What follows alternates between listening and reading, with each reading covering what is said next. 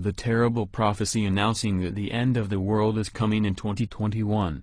Part of it has come true. The end of the world will come in the next 7 years, the English press wrote in 2014, talking about the terrible prophecy of some neo-Protestant Christian circles. The prophecy, known as the Rapture, claimed that the world would be devastated by floods, earthquakes, and deadly plagues, the COVID-19 pandemic, which would strike the entire world and fundamentally change the civilized world. Dr. F. Kenton Besher, president of the World Bible Society, says the rapture is likely to occur by 2021 before the second coming of Christ, which is to take place by 2028.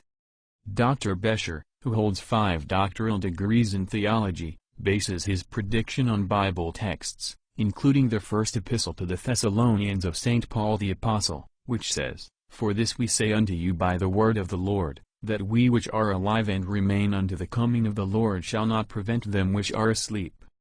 For the Lord himself shall descend from heaven in the voice of the archangel, and in the trumpet of God, and the dead in Christ shall rise first. After that we which are alive and remain shall be caught up together with them in the clouds, to meet the Lord in the air, and so shall we ever be with the Lord." Dr. Besher claims that there are also several hidden messages in the Bible that provide warnings about when the end of the world was taking place. However, not all Protestants believe in the prophecy of the endless world. Jonathan Blake, Bishop of Greater London, denounced the allegations as Hollywood-type scares. According to Blake, at a time when Westerners are leaving religion en masse, such warnings are meant to scare them into following a certain doctrine. These are just fantastic and illusory stories that people used to try to express the concept of judgment. Their original purpose was perhaps to make people take stock of their lives. The Bible is written in an apocalyptic language and people cling to it to gain power over others, especially at a time when religion is failing.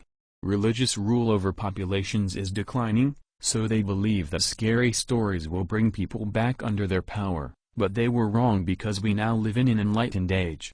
These are very old tactics and a bit of Hollywood fantasy, said the bishop. It should be noted that today not only believers fear an imminent end of the world.